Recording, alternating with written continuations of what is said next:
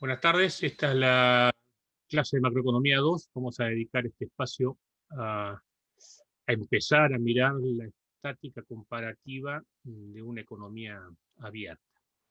Vamos a analizar cómo se comporta eh, algún modelo ampliado y SLM, un poco más sofisticado que la versión normal de Mandel-Fleming, con la particularidad de que en algún momento vamos a empezar a analizar la repercusión que tienen los precios. Y esto tiene mucho sentido porque cuando se produce alguna modificación en el tipo de cambio, evidentemente, como se trata de una devaluación, hay una repercusión sobre los precios internos. Y esto no es considerado por la versión más sencilla del modelo Mandel-Fleming. Y aparte las repercusiones tienen que ver también con si el sistema es flotante o fijo y si sobre la movilidad de capitales es mucha, poquita o ninguna, digamos. Vamos a tratar de ver todos los casos, digamos. En particular, si llegáramos al fin del curso, a ver cómo funciona este modelo en forma más o menos perversa, con una movilidad muy limitada de capitales, tal como se preconiza en el estructuralismo, digamos. Pero por ahora vamos a empezar a analizarlo en términos normales, o lo que sería de esperar de la visión de un economista, digamos, normal.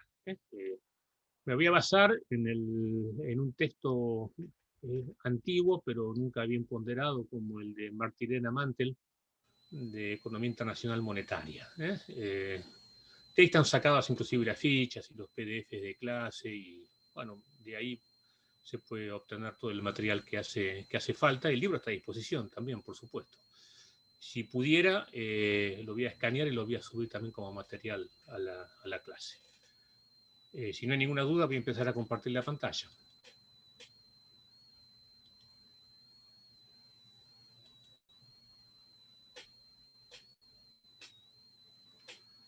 Bien. Vamos a empezar a analizar en primera instancia las políticas con tipo de cambio fijo, sin ajuste de precios y con ajuste de precios, para luego pasar a trabajar las políticas con tipo de cambio flotante, también sin ajuste de precios y luego con ajuste de precios.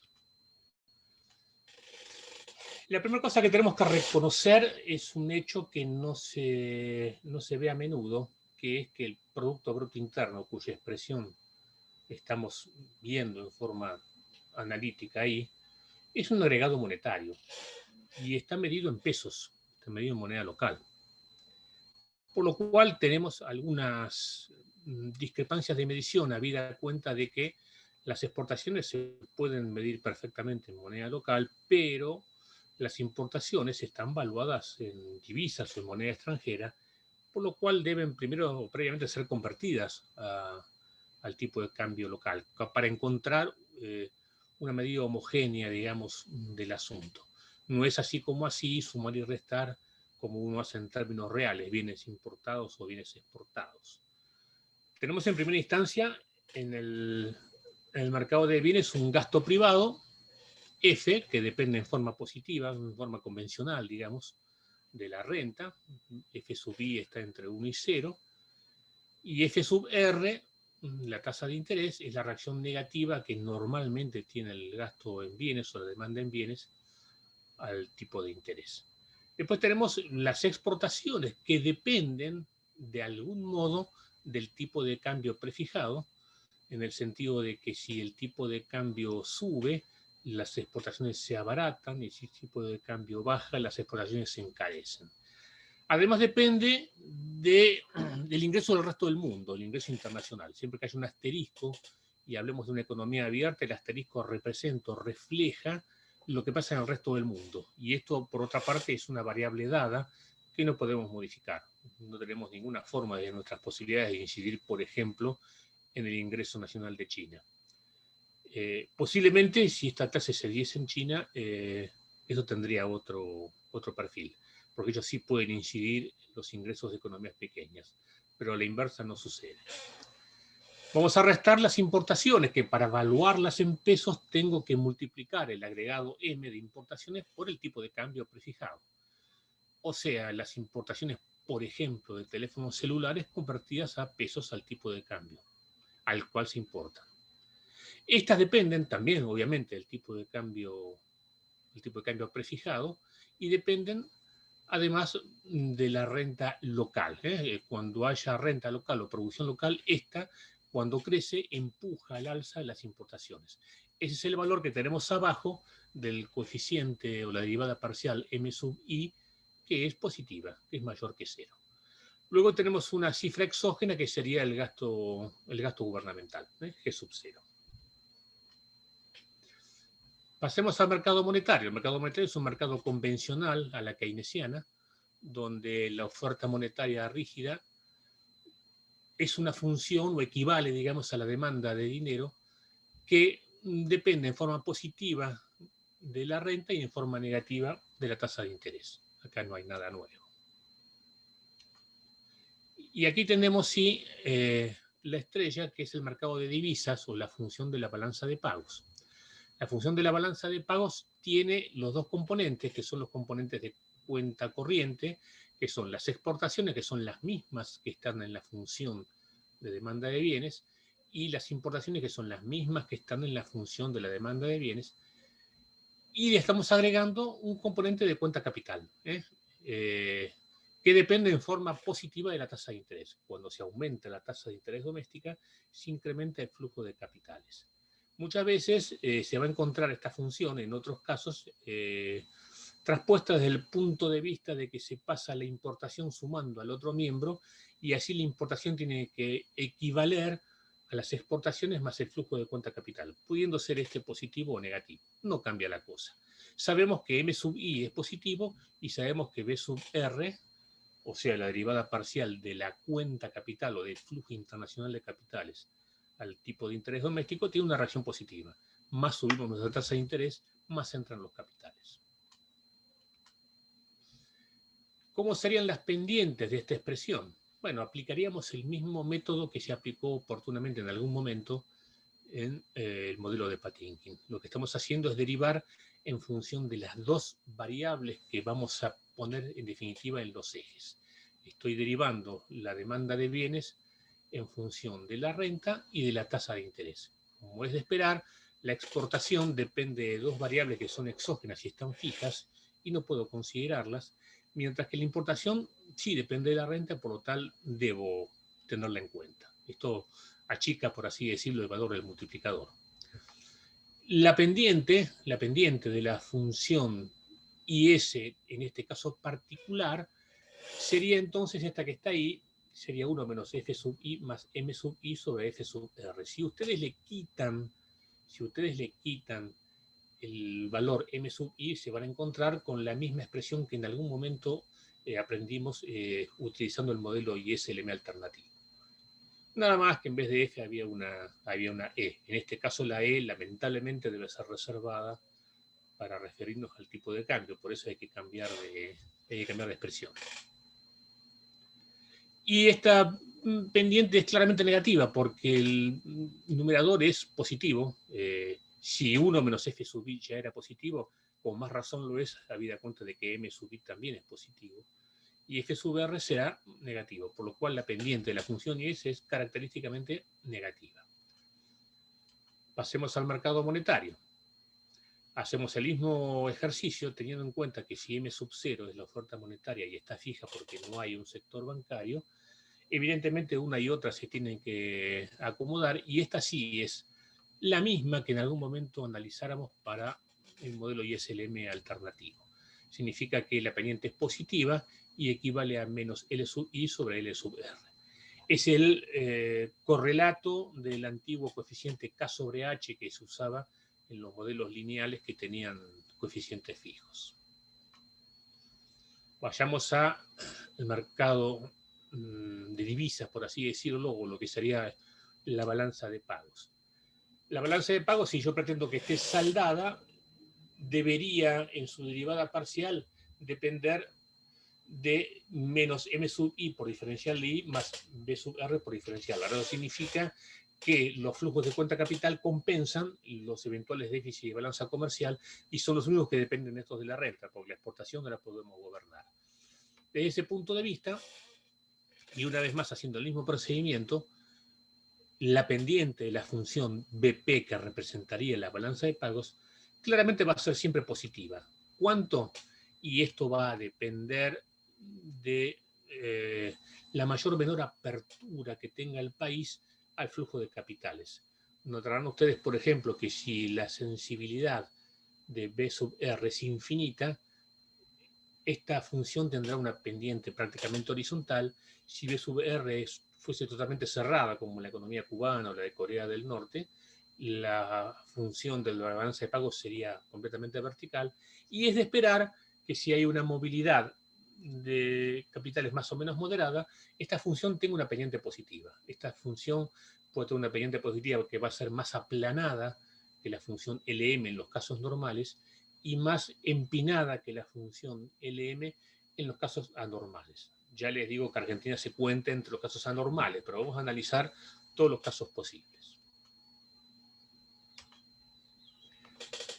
Si representamos gráficamente los mercados de bienes, dinero y divisas con las pendientes que esperábamos, vamos a tener en cuenta que en una situación normal, con una movilidad amplia, aunque no infinita, de capitales, la función BP va a tener un valor B sub R alto, y si ese denominador es alto, el cociente va a ser reducido, y si esto es cierto, la pendiente va a ser baja. Esto significa que va a ser más aplanada que la LM.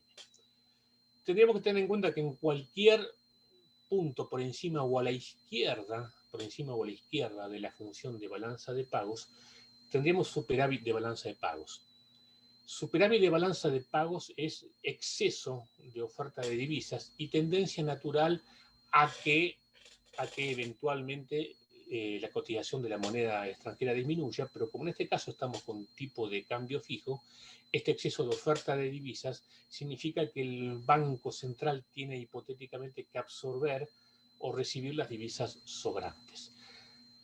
Por debajo, a la derecha de la función BP, tendríamos un déficit de balanza de pagos que sería equivalente a un exceso de demanda de divisas. Cuando hay un exceso de demanda de divisas, teóricamente en un sistema normal de tipo de cambio flotante, la cotización de la moneda extranjera debería aumentar, pero en este caso, como el tipo de cambio está fijo, el Banco Central, o sea, la autoridad monetaria, tendrá que entregar a los que demandan divisas, que son más de lo que las ofrecen, las divisas que este sector privado demande, haciéndose de moneda, haciéndose eventualmente de moneda. Ahora, ¿por qué la función BP tiene una pendiente positiva? Por una tendencia natural. A medida que aumenta el producto, aumentan las importaciones y no aumentan necesariamente las exportaciones. Si esto es cierto, se genera, a medida que crece el producto, a situaciones similares o a igual tasa de interés, un déficit de balanza comercial. Si yo necesito reequiparar la balanza de pagos, he de reequipararla obteniendo mayores capitales, y si yo necesito mayores capitales, he de obtenerlos aumentando la tasa de interés doméstica. Esta es la razón por la cual la función de la balanza de pagos tiene una pendiente, en este caso suavemente positiva. Sería fuertemente positiva si, debido a la cerrazón del mercado de capitales, los capitales fuesen reacios a ingresar al país, yo debería subir mucho la tasa de interés para lograr reequilibrar la balanza de pagos. Si el país fuese total y completamente abierto al flujo de capitales extranjeros, la función BP sería horizontal, y si es así, no habría que hacer absolutamente nada, porque directamente los capitales entran y salen con tanta fluidez que reequilibran automáticamente la balanza de pagos sin necesidad de pedírselo, por así decirlo. Les parecerá curioso una situación como esta, pero la hemos vivido en la época 1994 a 1997, durante el ministerio de Cavallo. El país estaba completamente abierto a los capitales externos. Es más, la oferta monetaria del país se determinaba fuera de las fronteras. De ahí la ley de convertibilidad, que es en definitiva ni más ni menos que la prohibición de emitir moneda, como no fuera como contrapartida de la entrada de divisas. Confirmando o resumiendo, por encima y a la izquierda tendremos exceso de oferta de divisas, y por debajo de la derecha vamos a tener exceso de demanda de divisas. Divisas le hacen, en este caso, dólares. ¿Cómo le va a este modelo con la ley de Walras? Y mal. Tiene las mismas fallas que tiene el modelo ISLM convencional. En particular, en los cuadrantes que están encajonados entre ISA y ILM, existe el mismo problema. ¿Por qué? Bueno, porque evidentemente no se estaría tratando el mercado de valores y, bueno, es una limitación que tiene este desarrollo del modelo. Vamos a asumir en ese caso que si existe un mercado de valores, es una réplica o es un espejo de la función LM, con las incorrecciones y con las imperfecciones que ya asumimos o que sabíamos en algún momento que esto podía tener. Vamos a repasar aquí en este detalle la pendiente de la función BP.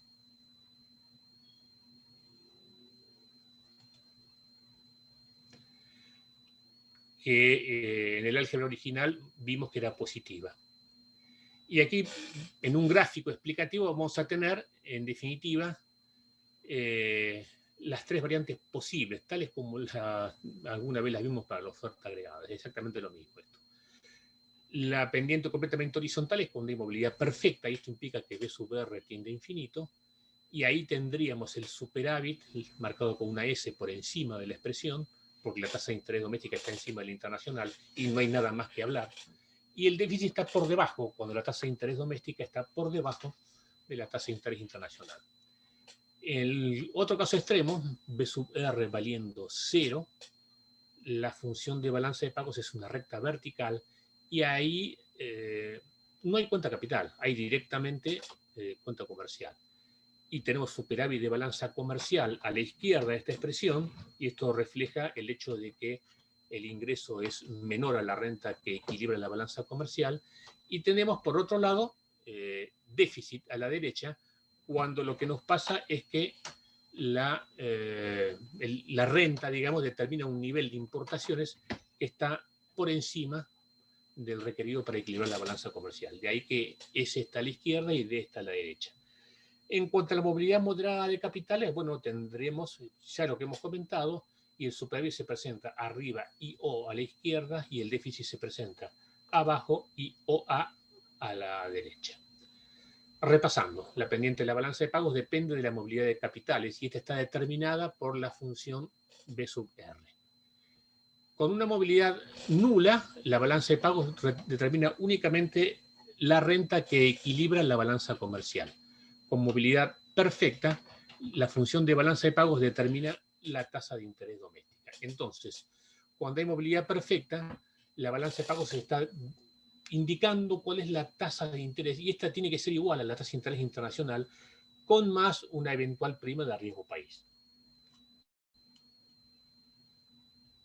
Pasemos a la posibilidad de que el modelo tenga un cierto ajuste de precios. La ecuación se complejiza porque tenemos que incorporar todos los precios. En el tema del gasto interno, el gasto interno depende de la renta real, y la renta real es I sobre P ahora, pero todo esto hay que multiplicarlo a su vez por P para obtener el gasto interno en pesos. Para obtener un agregado de exportaciones en pesos, tenemos que multiplicar las exportaciones por el precio interno de las exportaciones. Estas exportaciones dependen del precio externo de las exportaciones. Piensen, por ejemplo, en la soja. Cuando aumenta el tipo de cambio, se abarata la soja en dólares y la podemos ofrecer a un mejor a una mejor cantidad de clientes, y dependiendo de la elasticidad precio de este bien, evidentemente mejoran nuestras ventas. A su vez puede depender claramente del precio externo de los bienes importables. ¿Por qué? Porque la soja puede competir con algunos otros productos que están en el mercado extranjero y que nosotros no tenemos, y de la renta internacional. Así que tenemos que las exportaciones se evalúan por el precio interno de los bienes exportables, pero dependen de los precios externos de los exportables y los precios externos de los importables. Pasemos a las importaciones. Las importaciones hay que evaluarlas por su precio interno. El precio interno es el tipo de cambio, fijo en este caso, multiplicado por el precio externo de los importables, que es P sub M. O sea, ¿cuánto vale un celular? Bueno, M son tantos celulares importados, tantos iPhone importados. P sub M es el precio de los iPhone importados, supongamos que valen $500 cada uno, y esto multiplicado por el tipo de cambio. Ahí obtenemos el valor de la importación en pesos y está homogeneizada con el resto de los elementos de la demanda. Esto depende a su vez del precio interno de los exportables y del precio interno de los importables y de la renta real doméstica local. Así que, como regla técnica, las exportaciones dependen de los precios externos, o sea, se cocina fuera del país, y las importaciones dependen de los precios internos, o sea, que se cocina dentro de las fronteras, dentro del país. Y agregamos, como siempre, el gasto gubernamental. Las pendientes son las convencionales, no cambia nada. El mercado monetario tiene además la misma modificación que le hicimos al mercado de bienes, donde hay que agregar un índice de precios multiplicando y hacerlo referir a la renta real. Obviamente la tasa de interés en estos casos es la tasa de interés real. En el caso anterior lo mismo daba que fuera real o nominal. Y cuando pasemos a la balanza de pagos vamos a tener exactamente lo mismo. Replicamos o copiamos las exportaciones y las importaciones que provienen de la función del mercado de bienes y le agregamos la cuenta capital. Esto no cambia absolutamente nada. Las pendientes son exactamente las mismas. Por eso las voy a pasar rápidamente. Y ustedes me dirán, ¿para qué hacemos todo esto? Bueno, cuando tengamos que ver qué es lo que pasa cuando se modifican los precios, ahí van a venir los cambios o los desplazamientos de las expresiones. Pero mientras pongamos renta y tasa de interés en los ejes, nada cambia. Esto es exactamente igual al modelo anterior. Una regla importante que tenemos que considerar. Los precios internos son una media ponderada de los precios de los bienes nacionales o no transables, de los precios exportables, P sub X, y los precios internos de los bienes importables. Así, cuando aumenta alguno de estos precios, esto tiene una incidencia ponderada sobre el índice general de precios por A sub 0, A sub 1 o A sub 2, que entre los tres valen, por así decirlo, 1. Otra regla que tenemos que tener en cuenta es que en principio estamos cumpliendo la paridad de poder de compra. Esto significa que el nivel de precios interno equivale al nivel de precios externo multiplicado por el tipo de cambio nominal, que en estos casos está fijo. Ya se han hecho innumerables cuestionamientos y críticas a esta problemática y que se cumple en el largo plazo, pero no en el corto plazo. De momento vamos a ignorar todas estas dificultades y vamos a suponer que se está cumpliendo en todo momento. ¿Para qué hacemos esto? Bueno, porque si tenemos precios internacionales y la paridad de poder de compra se cumple y el tipo de cambio está fijo, las soluciones con y sin ajuste de precios no deberían tener diferencia entre sí. ¿Por qué? Porque cuando hay modificaciones en los precios, si estas son reflejos de los precios internacionales, el tipo de cambio nominal captura esas diferencias y si no las captura, entonces no hay ningún tipo de cambio de precio. Veamos lo que pasaría en una expansión fiscal con tipo de cambio fijo. Vamos a partir de la base, en primera instancia, de que la función BP de balanza de pagos es más aplanada que la función LM. El movimiento de origen es una expansión fiscal, por lo cual la función IS se desplaza hacia la derecha de la línea punteada. Cuando esto sucede, genera hipotéticamente en el punto B, B de bueno, o sea, desplaza A al punto B, lo que sería la solución de economía cerrada. En esta solución de economía cerrada existe un importante superávit de balanza de pagos, o lo que es lo mismo, un exceso de oferta de cambio extranjero. Este exceso de oferta de cambio extranjero implica que la autoridad monetaria, para sostener el tipo de cambio, va a adquirir todas las divisas sobrantes y a cambio de ellas va a entregar a la plaza, por así decirlo, dinero. Es lo que estamos escribiendo arriba. Si la pendiente de la función BP es menor que la de la LM, una expansión fiscal provocará un superávit y este exceso de oferta de divisas se vuelca al mercado, adquiriendo la autoridad monetaria el excedente y monetizando el mismo. El sistema cesa o se calma, digamos, en el punto C. El punto C es la solución de economía abierta y este punto C va a estar más arriba o más abajo dependiendo de la pendiente de la función de la balanza de pagos. Cuanto mayor sea la movilidad de la balanza de pagos, la política provocará mayor expansión de la renta y en ese caso, por ejemplo, iremos hacia el punto D.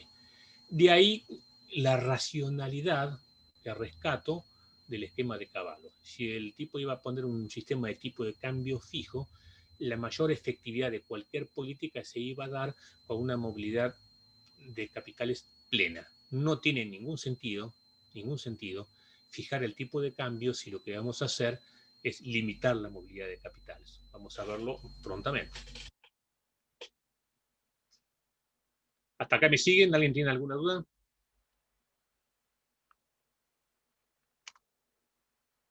Acá vemos el caso inverso. Muchas veces este fue el caso argentino. Se produce la expansión fiscal y una vez que se produce la expansión fiscal, tendríamos que ir hipotéticamente como solución de economía cerrada al punto B, pero en ese punto B, al estar abajo o a la derecha de la función de la balanza de pagos, se produce un gran déficit de balanza de pagos o un gran exceso de demanda de cambio extranjero. El dólar debería subir o eventualmente, como esto va a suceder, mucha es la gente que quiere adquirir divisas, poca es la que quiere vender, y por ese motivo la autoridad monetaria vende todas las divisas que haga falta y recibe a cambio moneda. Esto implica en primera instancia una reducción de la base monetaria y hace que la función del M vaya hacia arriba, excepto que el Banco Central decida encaminar un proceso de esterilización, que sería dejar la componente monetaria del mercado o entregarla bajo la forma de redescuentos a los bancos o por cualquier mecanismo que fuese posible para mantener artificialmente la función LM debajo. Ustedes me preguntarán, ¿para qué se hace esto? Bueno, algunas veces en el gobierno de Alfonsín, por ejemplo, se dejó la componente monetaria baja como para mantener la tasa de interés más reducida y no ahogar tanto a las empresas, pero esto lo único que hacía era acentuar el problema del déficit de balanza de pagos y motivar que el exceso de recursos monetarios fuera ligeramente a comprar dólares. De esa ingenuidad ya aprendimos. Y para el eventual caso en que la función BP fuese completamente vertical, la política fiscal sería total y completamente ineficaz. ¿Por qué? Porque habiendo tipo de cambio y habiendo libertad de compraventa de divisas, la función LM retrocedería tanto como hasta llegar al punto D. Y este punto D refleja que ha aumentado la tasa de interés, pero no se ha expandido en nada el producto.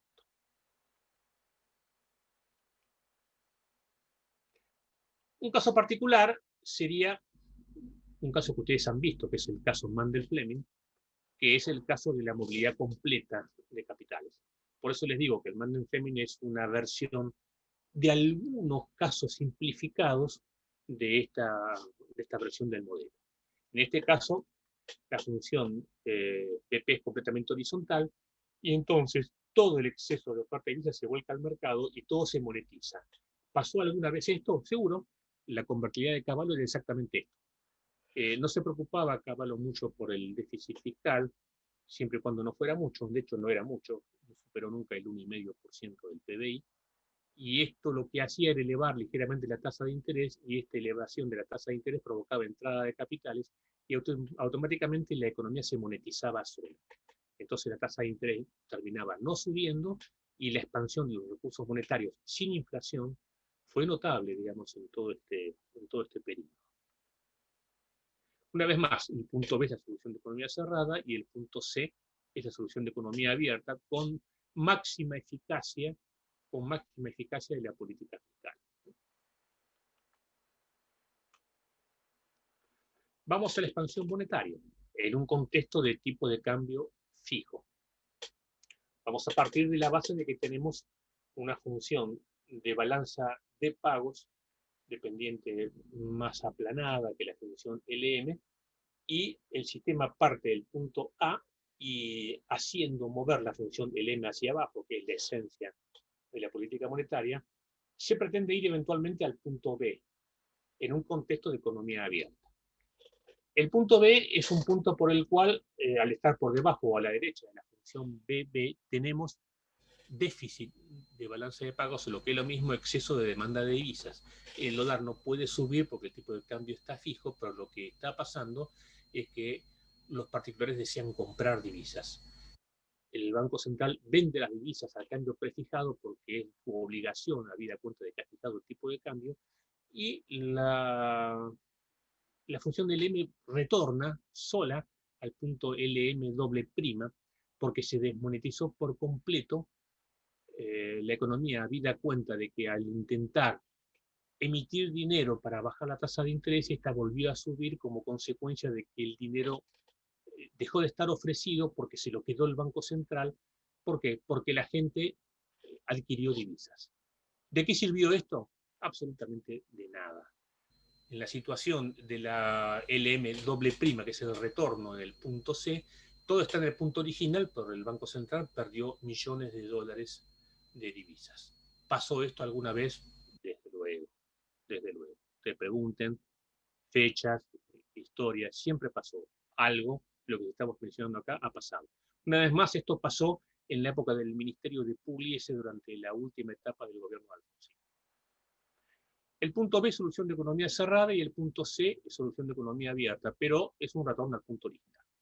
Habiendo tipo de cambio fijo, la política monetaria aparenta ser ineficaz. Esto también lo deberían haber aprendido ustedes, aunque sea textualmente en macroeconomía.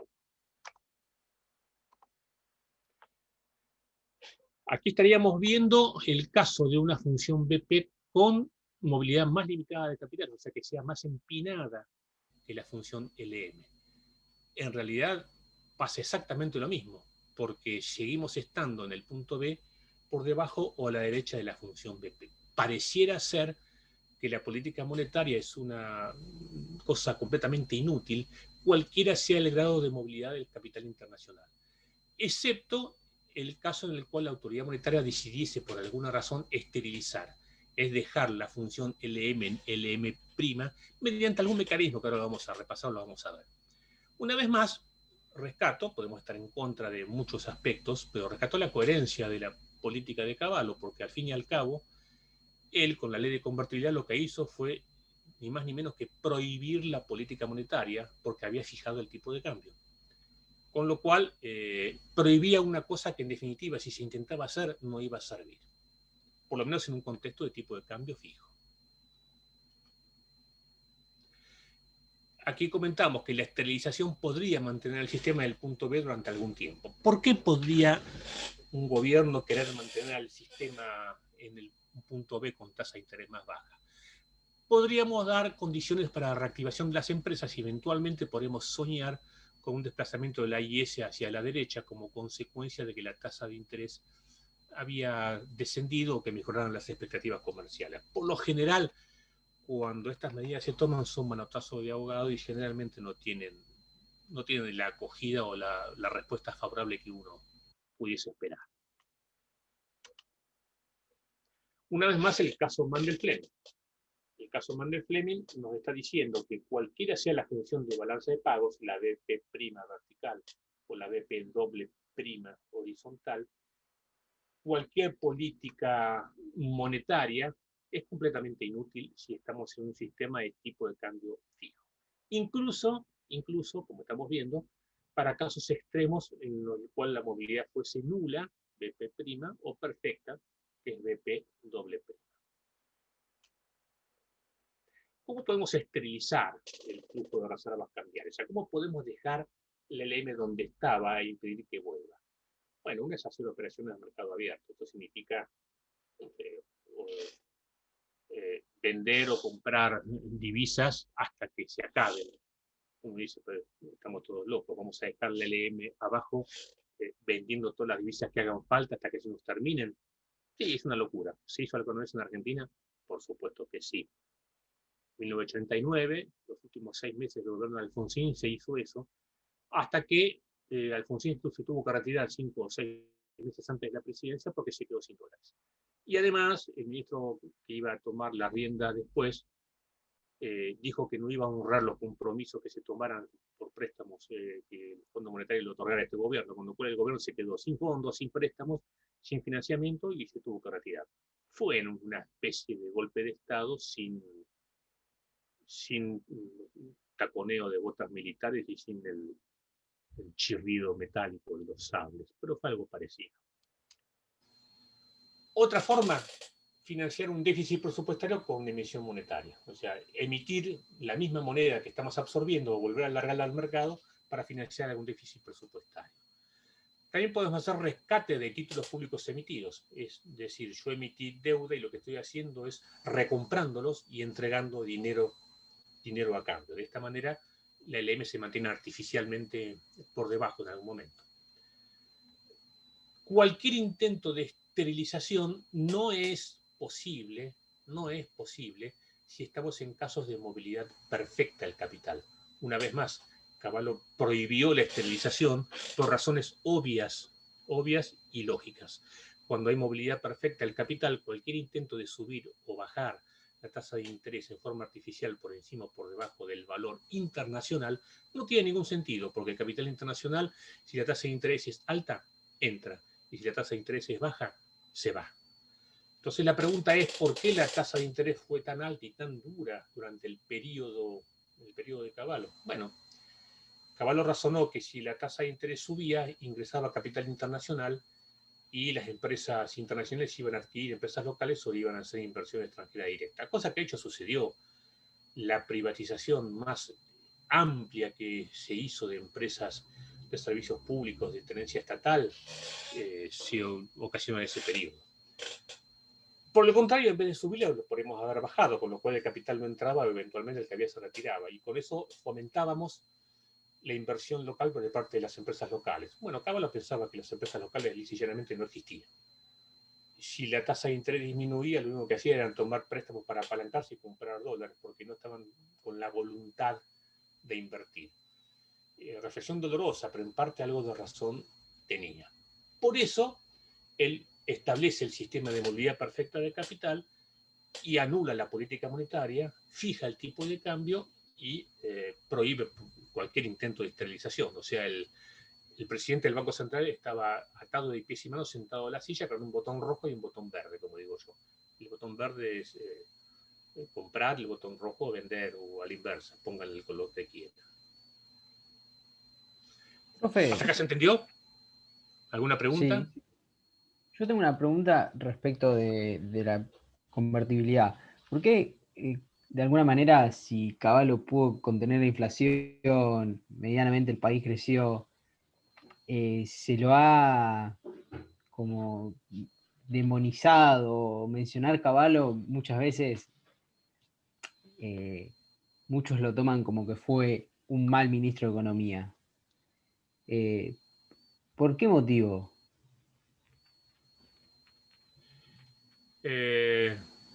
Bueno, qué pregunta. ¿Por qué razón pareciera ser que todo lo que hizo Macri es espantoso? Cuando los que vinieron después permitieron aumentos más duros del tipo de cambio y está bien, era necesario. ¿Por qué la reforma jubilatoria de Macri ataba las jubilaciones a la inflación y le tiraron literalmente 100 toneladas de cascotes al Congreso mientras se votaba? Y ahora están haciendo una reforma que la desvincula para siempre de la inflación y eventualmente van a sufrir más pérdida y está bien, digamos. Lamentablemente, la política tiene razones que Es, la gente no entiende. es esa la justificación. No sé si es una justificación, es una explicación. Justificación es atribuirle Sí, características. sí. No, es una explicación. uno trata de obtener, digamos, las causas que generan estas consecuencias. No estoy diciendo de ninguna manera que no se haya equivocado Cavallo. Bueno, Cavallo se equivocó, no sé si se equivocó. Cavallo tiene un ego muy grande, el mismo ego que tuvo Labaña, y por esa razón los gobiernos posteriores pretendieron ministros de Economía opacos y sin poder, que se llamaran, el segundo apellido se llamaba Firmame Acá. Esta es la razón por la cual Labaña se pelea con Kirchner, no es misterio. Esta es la razón por la cual Cavallo se pelea con Menem y le opone a Roque Fernández, que era el presidente del Banco Central. Y estos movimientos se producen porque el Ministerio de Economía en Argentina adquiere una dimensión y una dimensión de candidatura presidencial futura que es notable. Y Macri cometió el mismo error. Macri, en vez de poner un ministro de Economía fuerte y que tomara las decisiones, puso 4 o 5. Y entre estos 4 o 5 encima para cómo se peleaban entre ellos. Una cosa absurda. Una cosa realmente absurda. Pero lamentablemente la política mete la cola en estos casos y uno tiene que tragarse el sapo de escuchar decir cosas sin ningún tipo de fundamento.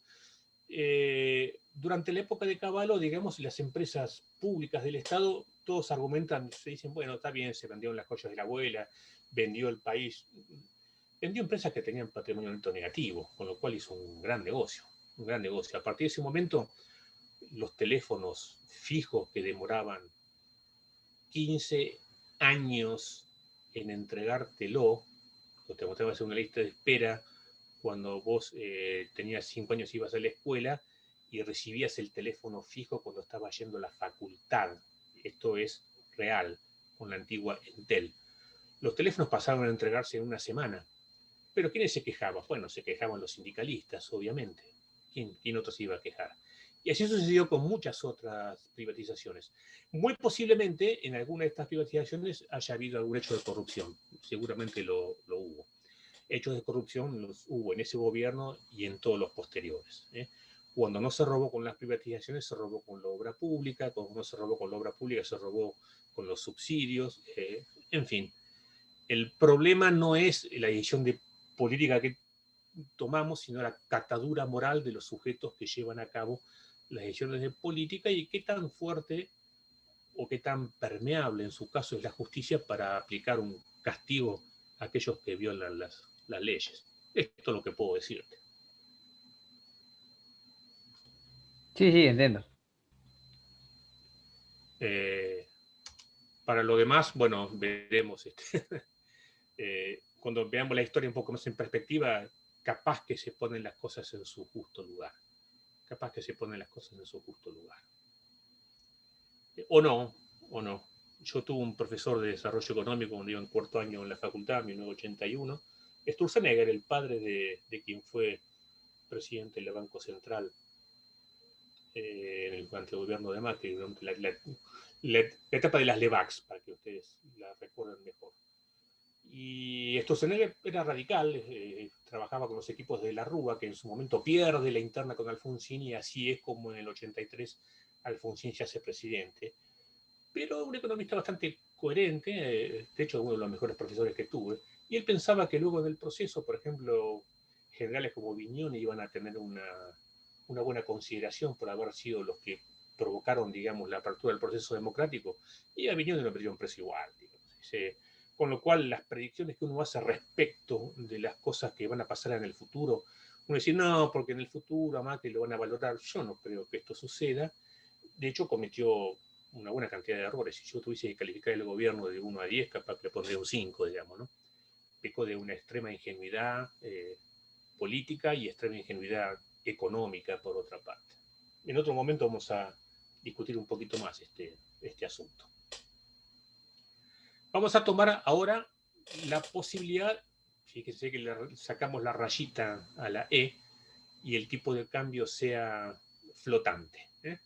Ahora estamos de vuelta al modelo sin ajuste de precios, pero teniendo en cuenta que el tipo de cambio incide, digamos, en la valoración de las exportaciones y las importaciones para homogeneizarlas y medirlas en pesos. Una vez más, las derivadas parciales son las mismas, el mercado monetario es absolutamente el mismo también, Y el mercado de divisas es el mismo que vimos oportunamente cuando el tipo de cambio estaba fijo, nada más que ahora tenemos que razonar el hecho de que no está fijo. Razonemos el hecho de que no está fijo. Las pendientes, esto lo voy pasando rápido porque estamos repitiendo, digamos, el mismo proceso anterior, son las mismas del mercado de bienes, son las mismas en el mercado monetario y son las mismas, como era de esperar, en el mercado de divisas o en la función de la balanza de pagos. Lo que tenemos que tener en cuenta es qué es lo que pasa ahora al modelo cuando aumenta el tipo de cambio sin ajuste de precios. Sin ajuste de precios. En primera instancia, cuando aumenta el dólar, la primera cosa que pasa es que la función IS se desplaza automáticamente hacia la derecha. Si es que se cumple la condición de Marshall-Lerner. ¿Qué es la condición de Marshall-Lerner? Es que la elasticidad precio de las exportaciones y la elasticidad precio de las importaciones, las dos sumadas entre sí, tienen al menos que sumar la unidad. O sea, ni siquiera hablamos de elasticidades unitarias, hablamos de elasticidades suficientemente bajas. Si entre las dos suman 1, una devaluación mejora la balanza comercial. ¿Por qué? En principio porque aumentan las exportaciones y disminuyen las importaciones. Si la IS recoge no solamente el gasto interno, sino además la balanza comercial, evidentemente la función IS se desplaza hacia la derecha. ¿Qué otra cosa debería bajar? La función de la balanza de pagos se desplaza hacia abajo si es que se cumple la condición de Marshall-Lerner. ¿Por qué? Sencillo, habiendo mejorado la balanza comercial y habiéndose desplazado la función IS, a donde antes tenía equilibrio, ahora tengo superávit y por lo tanto el equilibrio lo puedo cumplir con un aflojamiento de las tasas de interés o necesito tasas de interés domésticas más bajas para reequilibrar el asunto. Por lo cual IS va hacia la derecha y BP va hacia abajo y cuando varió el tipo de cambio me pasa que solito me fui del punto A al punto D. Tiene que ver el estado que hace con el desequilibrio monetario, ¿no? Que haría teóricamente que la función del M deba desplazarse hacia abajo hasta alcanzar el punto D. Bien. Al revés, vamos a ver qué le pasa, caso raro que a veces no lo vemos muy a menudo en Argentina, qué le pasa al sistema cuando se abarata el dólar. Una baja en el dólar desplaza la IS hacia la izquierda, porque si es que se cumple la condición de Marshall-Lerner, la balanza comercial empeora. La balanza comercial empeora. Hay unas letras D y C ahí que están sobrando, que son de otro gráfico. Disculpar, las voy a borrar. Siempre encuentro alguna fallita. Y la otra cosa que sucede es que la función BP se desplaza hacia arriba, porque evidentemente a donde antes tenía balanza comercial equilibrada, la tengo desequilibrada con un déficit, un exceso de demanda de cambio extranjero, con lo cual necesito más dólares y consigo más dólares pagando más tasa de interés. Veamos qué pasa ahora cuando pretendemos hacer una expansión fiscal en un contexto de tipo de cambio flotante con la función de la balanza de pagos normal, pero sin ajuste de precios. Sin ajuste de precios. La primera cosa que pretendo hacer es ir de IS a IS', la función que está más afuera de todas. En su intersección con la función LM original provocaría eventualmente el punto B, que es un punto de solución de economía cerrada. Pero este punto de solución de economía cerrada me está diciendo que estamos con superávit de balance de pagos y entonces el dólar debería bajar. Cuando el dólar baja, ya sabemos lo que pasa. La función BP se mueve un poco hacia arriba, de BP a BP', y la función IS se mueve un poco hacia la izquierda, de IS a IS doble prima. Con lo cual la solución final está en el punto C. Esto significa que el tipo de cambio flotante actúa como una especie de boya o una especie de atemperador automático de todas las tropelías que pretende hacer el gobierno y siempre la solución se queda un poco a mitad de camino porque el tipo de cambio corrige, entre comillas, parte de estas cosas. Fíjense que el punto C está entre el punto A y el punto B a lo largo de la función LM, que si nosotros no hemos hecho nada con la oferta monetaria, no se ha movido. ¿Se entiende esto? Cuando hay un tipo de cambio flotante, entonces, se produce un retroceso parcial de la función IS y un ascenso parcial de la función BP, siempre y cuando la tasa de interés esté por encima de R sub 0, eso supone que es la tasa de interés internacional.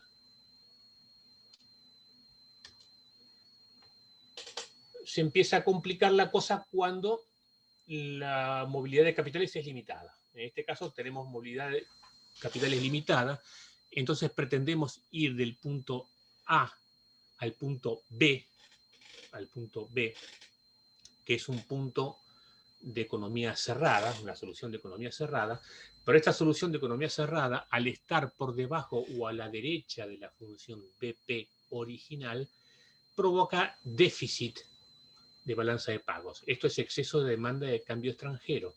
Eso tendería a hacer subir el tipo de cambio y de hecho sube.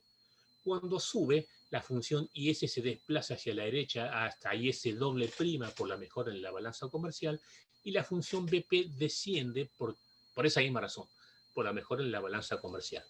El sistema se encuentra ahora en el punto C. Noten ustedes ahora que cuando la movilidad de capitales es limitada, el ajuste cambiario de alguna manera acentúa los efectos de la política fiscal.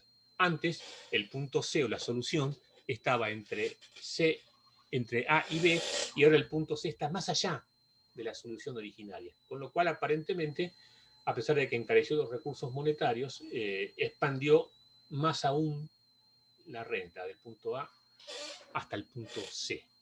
De ahí que los defensores, retrocedo un minuto, de ahí que los defensores de la política monetaria o el neoliberalismo, y que además preconiza la liberalización de los mercados cambiarios, no recomiendan de alguna manera la expansión fiscal porque tienen resultados generalmente mediocres. Mientras que aquellos, no es curioso que también esto pase, mientras que aquellos que abrevan en las fuentes del populismo y que desean una limitación fuerte a la entrada y salida de capitales, evidentemente prefieren la política fiscal porque la política fiscal genera este tipo de movimientos y en vez de provocar un superávit de balance de pagos, provoca un déficit siempre y cuando la función BP sea más empinada y esto sobreexpande, por así decirlo, la economía. ¿Hasta acá se entiende?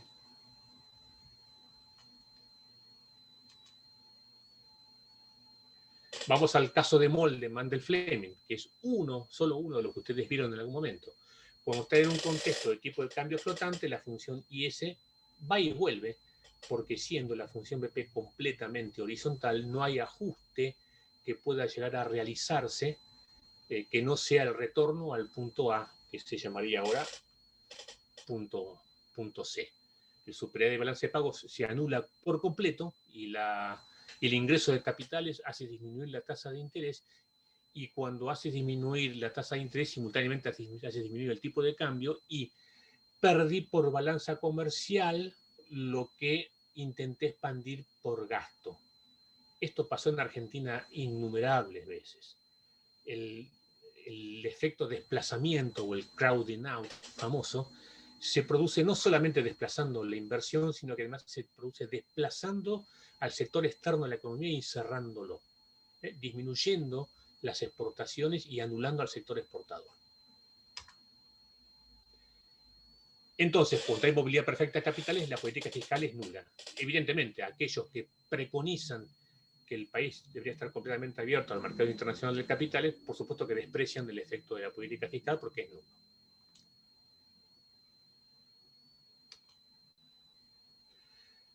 Vayamos al caso raro de la expansión fiscal con una función BP vertical. Estamos en Cuba y hacemos una expansión fiscal de IS a IS'. Una vez más, la función IS se desplaza más hacia doble prima y la función BP se desplaza porque, habiendo mejorado la balanza comercial, se corre la función BP en forma acomodaticia, se acomoda hasta aquel lugar a donde la nueva balanza comercial está equilibrada. Y evidentemente es el movimiento de BP a B'. Por eso los países de economías colectivas, digamos, y que están completamente cerrados al mercado de capitales, evidentemente prefieren la política fiscal. El efecto es evidentemente máximo y acentuado, por otra parte. Vienen a ustedes a corroborar en definitiva todas aquellas cosas que se dicen desde la política o desde la ideología, con 2 o 3 gráficos nomás. Vamos a la expansión monetaria ahora. Vamos a la expansión monetaria. Estamos pretendiendo ir moviendo la LM hacia abajo de LM hasta LM' y estamos en el punto B. En el punto B lo que se provoca es un déficit de balanza de pagos y esto hace aumentar el dólar. Recordemos que cuando hay déficit de balanza de pagos hay exceso de demanda de cambio extranjero y en ausencia de intervención del Estado para moderarlo, ensuciarlo o atemperarlo. Cuando digo ensuciarlo me refiero a la flotación sucia, no estoy siendo peyorativo con la conducta. El Estado podría intentar regularlo esto.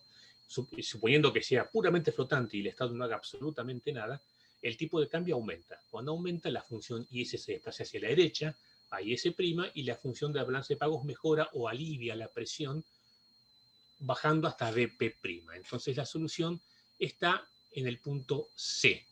El punto C no está forzosa ni imaginariamente ni por error en la misma línea que el punto A, ni tiene por qué estarlo. Podría estar generalmente un poco más arriba. Pero en este caso, la expansión monetaria evidentemente es favorable y es positiva.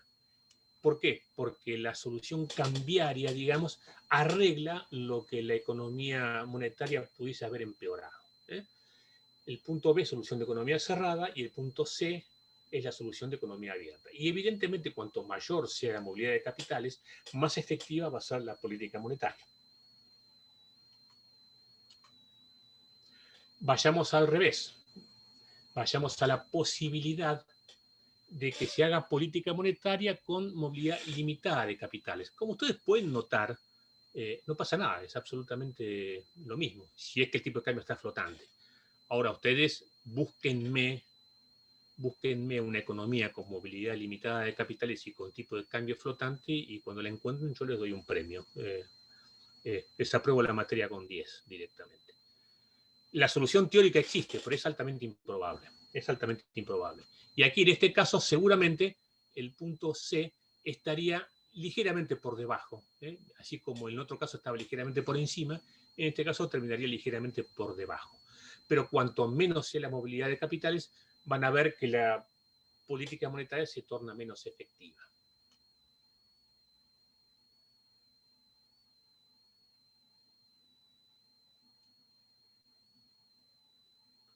Vamos otra vez, un caso Manning-Fleming de molde, que receta en estos casos la política monetaria para el caso de perfecta flexibilidad de capital. Esto ustedes lo vieron.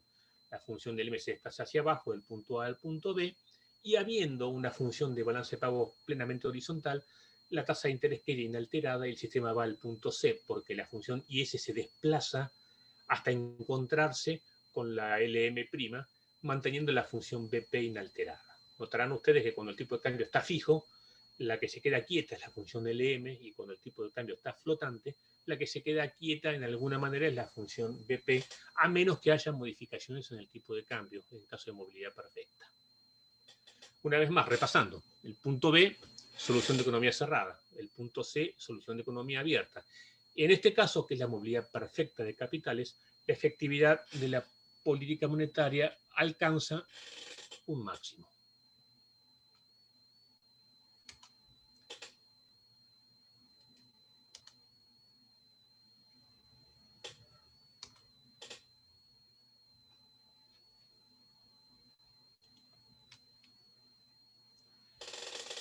Vayamos al caso improbable por cierto, de la economía total y completamente cerrada al flujo de capitales. Esta razón podría ser temporal, por alguna razón.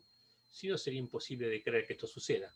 Pero cuando la función del M se desplace hacia el M', vamos de A hasta B, pero en B, al estar a la derecha,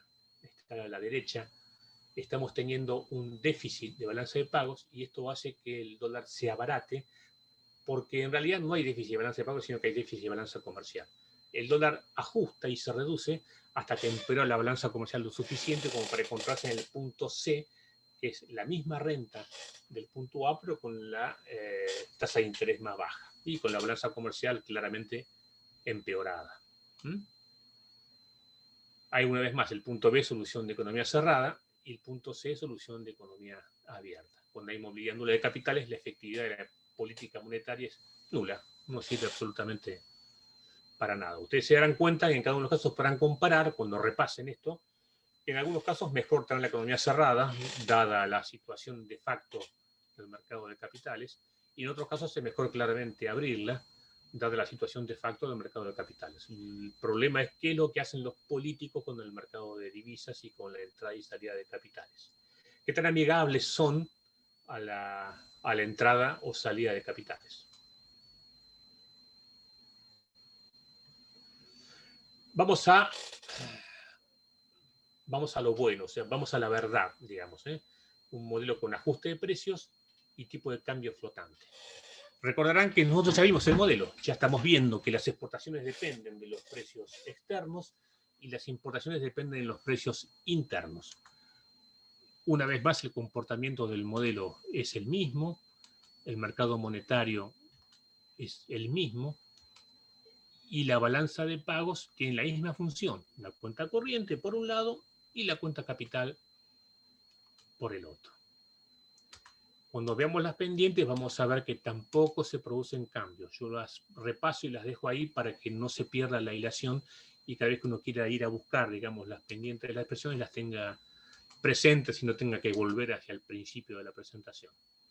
Pero son exactamente las mismas. Lo que cambia, como yo dije hace unos minutos, lo que cambia es lo que le pasa a los precios, y qué efecto tiene esto sobre las funciones como se modifica el tipo de cambio. Una vez más, la expresión de precios, el cumplimiento de la paridad de poder de compra, pero acá el tipo de cambio es flotante, con lo cual las soluciones de con y sin precios, o sea, con y sin ajuste de precios, no tienen por qué ser iguales. Habiendo tipo de cambio flotante y cumplimiento de la paridad de poder de compras, las variaciones en el tipo de cambio van a tener repercusión o van a provocar variación en los precios internos. Es lo que se conoce como el famoso pass-through, que significa que variaciones en el tipo de cambio repercuten en los precios internos. Vamos a ver aquí cuál es el efecto de un aumento en el tipo de cambio. En primera instancia, lo que pasa, ya lo sabemos con la función IS. Al aumentar el tipo de cambio, se abaratan las exportaciones y si las elasticidades son convenientes, exportamos más toneladas de soja y además aumenta el precio de las importaciones y si las elasticidades son razonables, disminuyen las importaciones y mejora la balanza comercial. Esto implica, de acuerdo al enfoque de elasticidades, el cumplimiento de la condición de Marshall-Lerner. Les recuerdo para aquellos que quieran saber cómo se saca de verdad la condición de Marshall-Lerner, tengo un PDF sobre eso, que es un infierno de fórmulas. Alguna vez he osado darlo en clase y ya no lo hago más. Por la misma razón, cosa que ya vimos, un aumento en E va a desplazar la función de la balanza de pagos hacia abajo por la mejora en la cuenta corriente. No hace falta ya aclararlo. Ahí donde antes teníamos un equilibrio de balanza de pagos, ahora tenemos un superávit, con lo cual el equilibrio lo conseguimos a tasas domésticas más bajas. Pero he aquí el cambio. Aumentan los precios. Cuando aumenta el tipo de cambio, ponderado por lo que sea, aumentan los precios internos. En este caso, por el aumento de los precios de los bienes importables. Esto provoca una disminución en el valor real de los saldos monetarios.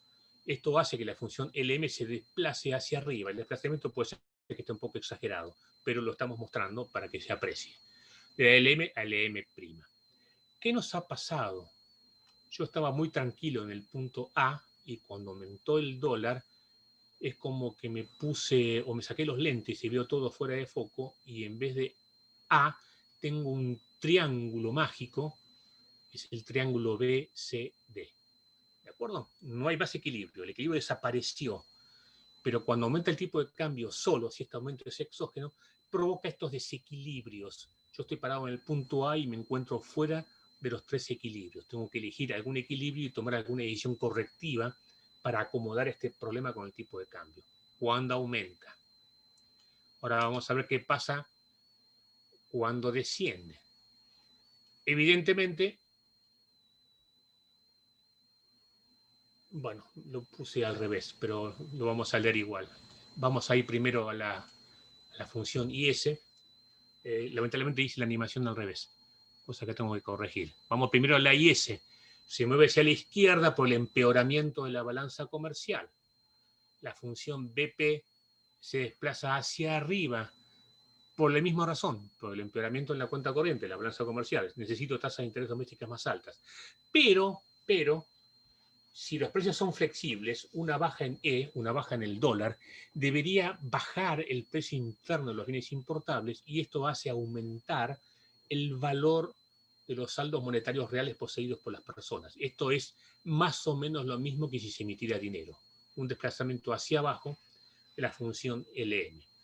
Una vez más, yo estaba en el punto A, que era un equilibrio de las tres funciones, y ahora me encuentro con otro triángulo mágico, nada más que el vértice está invertido, es el triángulo BCD. Y estoy fuera de los tres equilibrios cuando desciende en forma exógena el tipo de cambio.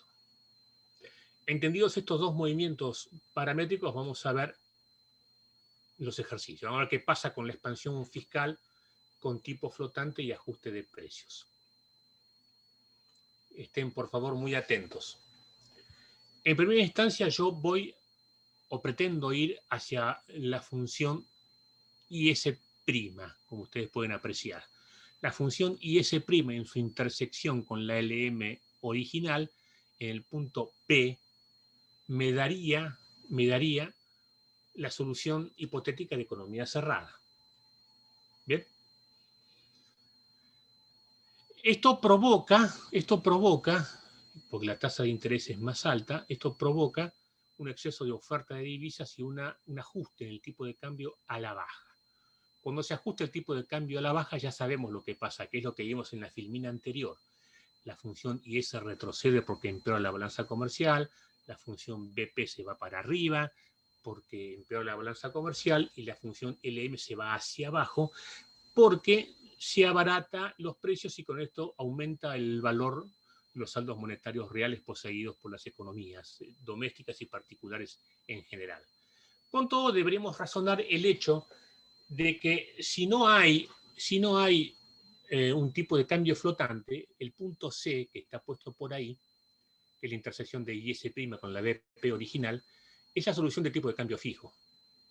Esa solución de tipo de cambio fijo implicaba que la función LM tendría que haberse desplazado mucho hasta ese lugar, porque esto implicaba la monetización de la economía, que implicaba hacerse de tirar muchos pesos al mercado porque había recibido muchos dólares que le vendían los particulares.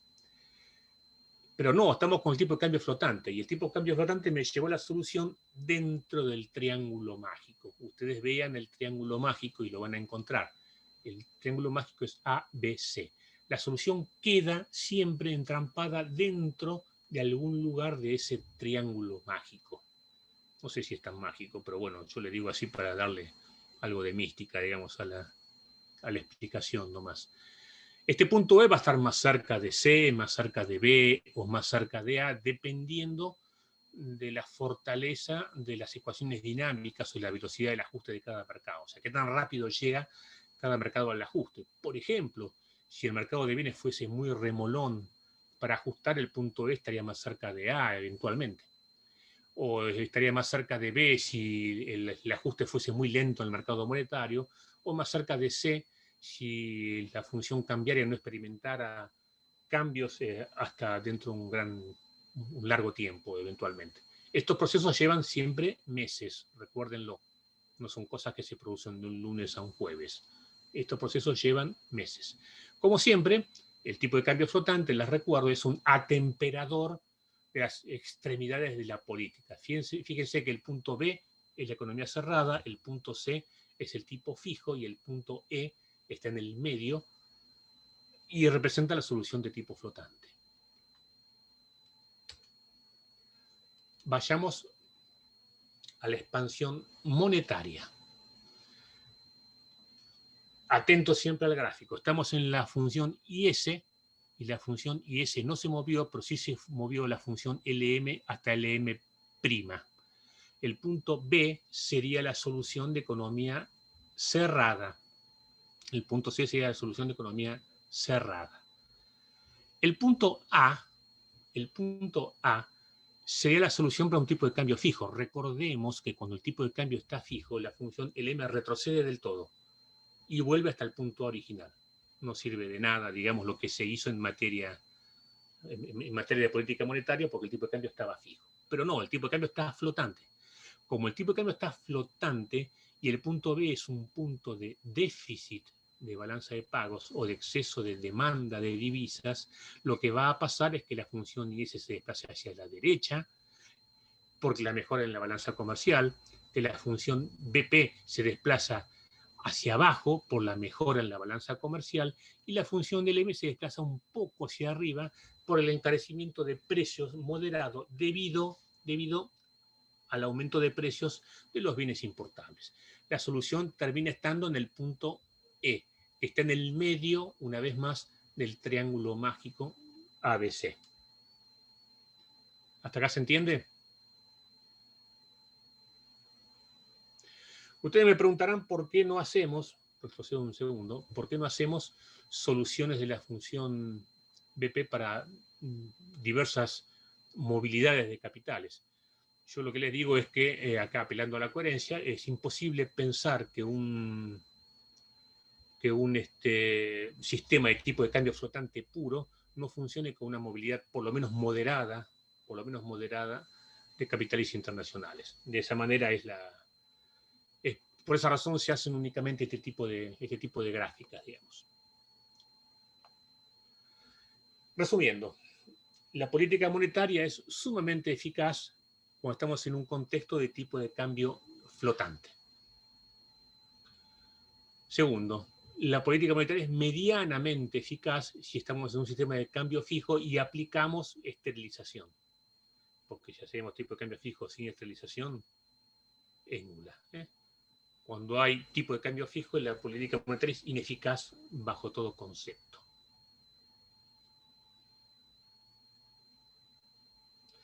La política fiscal en un contexto de tipo de cambio fijo es muy eficaz, es lo que más eficaz podemos encontrar en plaza, digamos. Fijar el tipo de cambio y hacer política fiscal es lo mejor que nos puede pasar, siempre y cuando la movilidad de capitales sea amplia.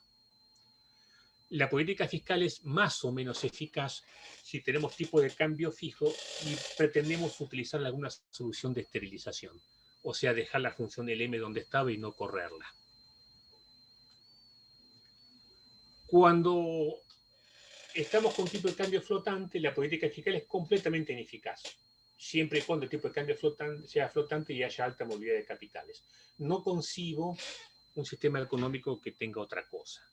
De hecho, uno podría escribir un renglón diciendo que si la movilidad de capitales es baja o nula, la política fiscal podría ser eficaz, pero de hecho no hay sistemas que tengan tipo flotante y no tengan movilidad de capitales. Sería un contrasentido.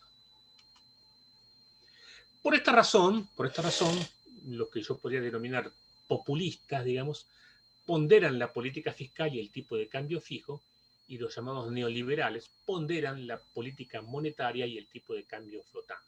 Por eso les dije, nada nuevo bajo el sol. Ustedes pueden obtener conclusiones de esta situación y van a llegar a lo de siempre, que los populistas intentan fijar el tipo de cambio o por lo menos hacer alguna flotación sucia, y los neoliberales pretenden que el tipo de cambio flote porque eso es beneficioso para ese tipo de políticas. Y por otra parte, los neoliberales, si pondrán la política monetaria, el tamaño de Estado que necesitan es más chico.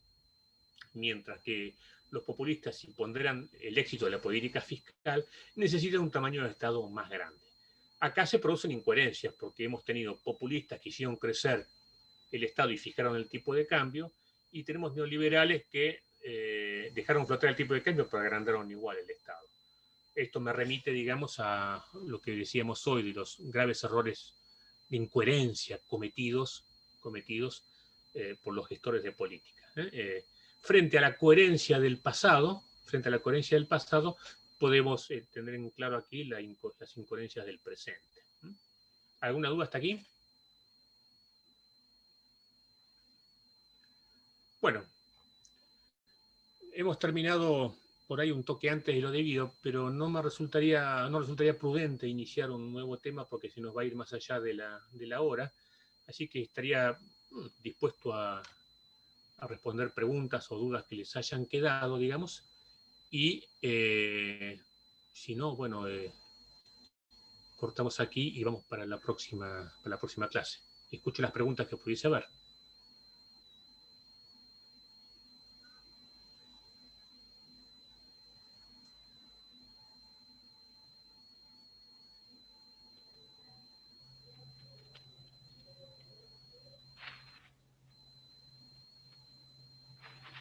Por mi parte, más que claro, profe. Bueno, esto... Así que hasta luego. Bueno, por favor repásenlo, véanlo, revéanlo, analicen los gráficos y vean cómo se mueven las funciones. Por mi parte encontrar algunos pequeños errorcitos y los voy a corregir, así que se van a encontrar eventualmente mañana con la presentación un poquito mejorada. Siempre que doy la clase encuentro alguna cosa y me permite pulir algún detalle, que a veces uno no lo tiene presente cuando no da la clase. ¿Ninguna pregunta entonces?